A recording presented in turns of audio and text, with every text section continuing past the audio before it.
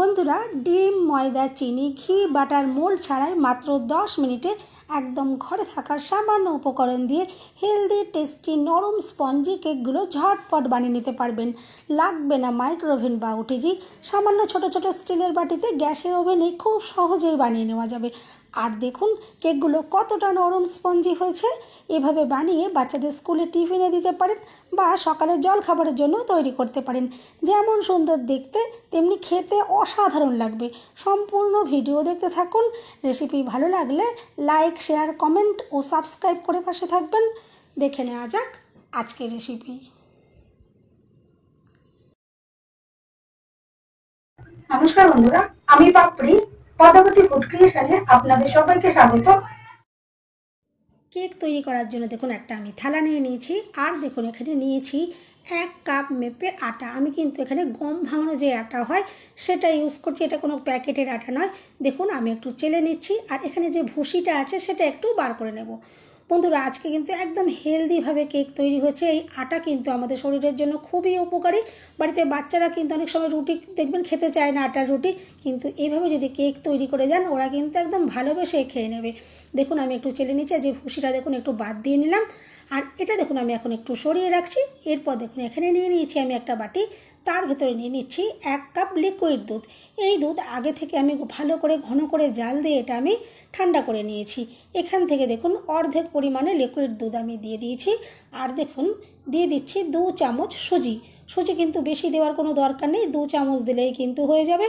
দেখুন আমি এখানে 2 চামচ সুজি দিয়ে দিলাম। আর দেখুন দিয়ে দিচ্ছি 4 চামচ সাদা তেল। এটা বড় চামচে 4 চামচ সাদা তেল। আপনারা যদি কাপ মেপে নেন তাহলে যে কাপ মেপে আটা ইউজ করবেন ওই কাপেরই 4 ভাগের 1 ভাগ সাদা তেল এখানে দিয়ে দেবেন। এরপর দেখুন দিয়ে দিচ্ছি 2 চামচ টক দই। টক দই দেওয়ার কারণে কিন্তু কেক ভীষণ ফুলবে, ভীষণই নরম স্পঞ্জি তৈরি হবে। এরপর আমি এখানে দেখুন দিয়ে দিলাম 1 চিমটি নুন। অবশ্যই কিন্তু একটু নুন দেবেন, তবে দেখবেন কেকের টেস্ট কিন্তু দুর্দান্ত হবে। এরপর দেখুন আমি এখানে দিয়ে দিলাম 1 চামচ মতো ভ্যানিলা এসেন্স। এটা দিলে কিন্তু একদম দোকানের কেনা কেকের মতো খেতে লাগবে। ঘরে যদি একান্ত ভ্যানিলা এসেন্স না থাকলে আপনারা কিন্তু এখানে এলাচির গুঁড়োও দিতে পারেন, তবে আমি বলবো দোকানের মতো ফ্লেভার পেতে চাইলে কিন্তু অবশ্যই একটু ভ্যানিলা এসেন্স এখানে দিয়ে করবেন, দেখবেন ভীষণ সুন্দর লাগবে। এরপর দেখুন সব কিছু আমি একটু ভালো করে মিশিয়ে নিচ্ছি।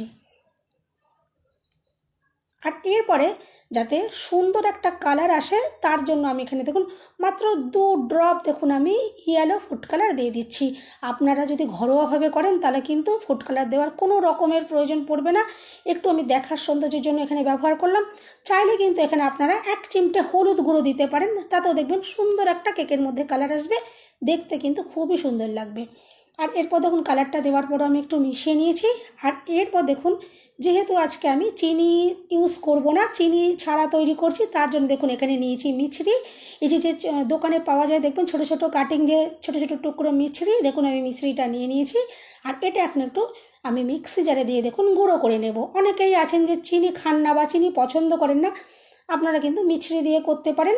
আর যারা চাইবেন তারা কিন্তু এখানে চিনি দিয়ে কিন্তু খুব অনায়াসেই করতে পারেন। আপনারা 1/2 কাপ চিনি এভাবে মিক্সিতে দিয়ে একটু গুঁড়ো করে নেবেন। দেখুন আমি মিক্সিতে দিয়ে একটু গুঁড়ো করে নিচ্ছি। যে সকল বন্ধুদের মিক্সি নেই আপনারা কিন্তু এটা শিলনোড়াতেও গুঁড়ো করে নিতে পারেন, কোনো সমস্যা নেই। দেখুন আমি মিশ্রির গুঁড়োটা করে নিয়েছি।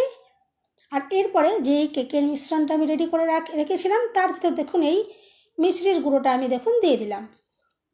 আর এটা দেওয়ার পরও খুব ভালো করে মিশিয়ে নিতে হবে। দেখুন আমি খুব ভালো করে এটা মিশিয়ে নিচ্ছি যাতে সব জায়গায় খুব ভালো করে এটা মিশে যায়। দেখুন খুব ভালো করে আমি একটু মিশিয়ে নিলাম। আর এরপরে যে আমি আটাটা চেলে আগে থেকে রেডি করে রেখেছিলাম, এই আটাটা দেখুন আমি বারে বারে অল্প অল্প করে এখানে দিয়ে দিয়ে মিশ্রণটা রেডি করে নেব। একবারে কিন্তু সবটা দিয়ে দেওয়ার দরকার নেই, কারণ একবারে সবটা দিয়ে দিলে দলা পাকিয়ে যাওয়ার একটা সম্ভাবনা থাকে, সেক্ষেত্রে কিন্তু ভালো করে মেশানো হয় না, অসুবিধে হয় মেশাতে। আমি দেখুন একটু দুবারে এটা ভাগ করে একটু দেখুন মিশিয়ে নিলাম। আর এরপর খুব ভালো করে মিশিয়ে নিতে হবে যাতে কোথাও বড় বড় দলা দলা না হয়ে থাকে। খুব ভালো করে এটা মিশিয়ে নিতে হবে। আর যেহেতু ডিম ছাড়া তৈরি হচ্ছে তার জন্য একটু খুব ভালো করে আমি দেখুন ফেটিয়ে নিচ্ছি। এভাবে দেখুন একটু ভালো করে এটাকে ফেটিয়ে রেডি করে নিতে হবে। আর এখানে এখনও উপকরণ মেশাতে বাকি রয়েছে, সেটা আমি শেষে ইউজ করব। আর কেন সেটা শেষে ইউজ করব সেটাও আমি আপনাদেরকে পরে বলে দিচ্ছি। আর এখন দেখুন মিক্সচারটাকে আগে রেডি করে নিলাম। আর এভাবেই কিন্তু ভালো করে ঘুরিয়ে ঘুরিয়ে রেডি করে নিতে হবে, যাতে কোনো রকমের বড় দলা না হয়ে থাকে। দেখুন আমি খুব ভালো করে মিশিয়ে নিলাম। আর এখন এটা একটু সাইডে আমি সরিয়ে রাখবো, কারণ যে বাকি কাজগুলো যেগুলো আছে সেগুলো একটু করে নিই। দেখুন আমি প্রেসার কুকার একটা বসিয়ে দিচ্ছি। দেখুন এই যে গাডার আর যে সিটি থাকে ঢাকনার মধ্যে, সেগুলো দেখুন একটু খুলে নিয়েছি। আর গ্যাস আমি এখন জ্বালিয়ে দিলাম। এটা হাই ফ্লেমে এটা ভালো করে 5 মিনিট আমি গরম করে নেব। আর দেখুন যে স্টিলের বাটিগুলোতে আমি আজকে কেক তৈরি করব, সেই বাটিগুলো নিয়েছি। কোনো রকমের কেকের মোল্ডের কোনো রকম প্রয়োজন পড়বে না। কোনো রকম কেকের মোল্ড বা বাটার পেপার কোনো কিছু কিন্তু পয়সা খরচা করে কেনার কোনো রকম দরকার নেই। দেখুন এরকম নর্মাল ছোটো ছোটো স্টিলের বাটি আমাদের প্রত্যেকের ঘরেই থাকে। এই বাটিগুলোতেই কিন্তু খুব সুন্দরভাবে আপনারা কেক তৈরি করতে পারবেন। আর বাটার পেপার কোনো প্রয়োজন নেই। দেখুন তার বদলে একটু এভাবে যদি সাদা তেল ব্রাশ করে দেন, তাহলেও কিন্তু খুব সুন্দরভাবে কেকগুলো ইজিলি বাটি থেকে উঠে আসবে। আর ব্রাশ যদি না থাকে হাত দিয়ে তেলটা মাখিয়ে দেবেন, কোনো রকমের সমস্যা নেই। একদম দেখুন ঘরে থাকা সামান্য উপকরণগুলো দিয়েই কিন্তু আমি এই কেকের রেসিপি আপনাদের সাথে শেয়ার করলাম, যাতে প্রত্যেকেই কিন্তু এইভাবে বাড়িতে খুব সহজেই কেক তৈরি করতে পারেন। দেখুন একটু দেখার সৌন্দর্যের জন্য আমি একটু ড্রাই ফ্রুটস দিয়ে সাজিয়ে নিচ্ছি। ঘরে যদি ড্রাই ফ্রুটস না থাকে, সবসময় সব কিছু সবার ঘরে থাকে না, যদি ঘরে একান্ত না থাকে তাহলে কিন্তু ড্রাই ফ্রুটস ছাড়া আপনারা প্লেন কেকটাই তৈরি করে নেবেন, দেখবেন তাতেও কিন্তু খুবই অসাধারণ লাগবে। আমি একটু দেখার সৌন্দর্যের জন্য একটু দিলাম। আর তাছাড়া যখন খাওয়ার সময় এই ড্রাই ফ্রুটসগুলো মুখে পড়বে, খেতে কিন্তু খুবই অসাধারণ লাগে। থাকলে কিন্তু অবশ্যই এখানে ইউজ করতে পারেন। দেখুন এভাবে আমি দেখুন বাটিগুলোকে রেডি করে নিয়েছি। আর এইভাবে রেডি করে নেওয়ার পরে যে কেকের মিশ্রণটা আমি রেডি করে রেখেছিলাম, যেখানে এখনও উপকরণ মেশাতে বাকি রয়েছে আমি বলেছিলাম, সেখানে এখন দেখুন উপকরণটা আমি ইউজ করছি। দেখুন এই মিশ্রণটার মধ্যে দিয়ে দিলাম 1 চামচ বেকিং পাউডার, আর হাফ চামচের থেকে একটু কম দেখুন দিয়ে দিলাম বেকিং সোডা। এরপরে আলতো হাতে একদিক থেকে ঘুরিয়ে ঘুরিয়ে আমি ভালো করে এটা মিশিয়ে নেব। আর আমি সবসময়তে কেক তৈরির সময় আমার কেক খেয়াল করবেন, আমার রেসিপি আমি সবসময় কিন্তু শেষে এগুলো ইউজ করি, কারণ যাতে এর অ্যাক্টিভ ভাবটা খুব ভালো অ্যাক্টিভ থাকে। প্রথম থেকে মিশিয়ে রাখলে অনেক সময় এর অ্যাক্টিভ ভাব নষ্ট হয়ে যেতে পারে। আমি সেই জন্য সবসময় এই উপকরণ দুটো শেষেতেই ইউজ করি। দেখুন আমি সবার শেষে এই উপকরণ দুটো দেখুন এখানে মিশিয়ে দিলাম। আর আলতো হাতে একদিক থেকে এভাবে ঘুরিয়ে ঘুরিয়ে কিন্তু মিশ্রণটা রেডি করে নিতে হবে। এভাবে যদি একদিক থেকে ঘুরিয়ে রেডি করা হয়, তবেই কিন্তু কেক নরম স্পঞ্জি আর ফ্লাফি তৈরি হবে। যদি উল্টোপাল্টাভাবে ঘোরানো হয়, তাহলে কিন্তু কেক কখনোই স্পঞ্জি ফ্লাফি তৈরি হবে না। দেখুন আমি একদিক থেকে, আপনারা লক্ষ্য করুন, আমি একদিক থেকে এভাবে ঘুরিয়ে ঘুরিয়ে কেকের মিশ্রণটা দেখুন আলতো হাতে মিশিয়ে রেডি করে নিয়েছি। আর এরপর দেখুন যে বাটিগুলোকে আমি রেডি করে রেখেছিলাম, সেই বাটির মধ্যে দেখুন একটা চামচে করে মিশ্রণটা দিয়ে দিচ্ছি। আর ব্যাটারের ঘনত্ব দেখে আপনারা বুঝতেই পারছেন যে ব্যাটারের ঘনত্বটা আমি এরকম রেখেছি, কারণ আটার কেক দিয়ে তৈরি করলে একটু মিশ্রণটা একটু ঘন রাখতে হয়, তবে কিন্তু কেকের শেপটা খুবই সুন্দর আসে। এরপর দেখুন আমি বাটিতে অর্ধেক পরিমাণে দিয়ে কিন্তু রেডি করে নেব, কারণ কেকটা যখন রেডি হয়ে যাবে পুরো বাটি ভর্তি হয়ে বাটির থেকেও কিন্তু এটা উঁচু হয়ে উঠবে, সেই জন্য অর্ধেক পরিমাণে দিয়েই কিন্তু বাটিগুলোকে রেডি করে নিতে হবে। বন্ধুরা রেসিপি ভালো লাগলে একটা লাইক দিতে কিন্তু একদম ভুলবেন না। চ্যানেলটা সাবস্ক্রাইব করে আমার পাশে থাকার অনুরোধ রইল। বেল বাটন ক্লিক করে রাখবেন, আমি যখনই নতুন ভিডিও আপলোড করব সঙ্গে সঙ্গে নোটিফিকেশান সবার আগে আপনি পেয়ে যাবেন।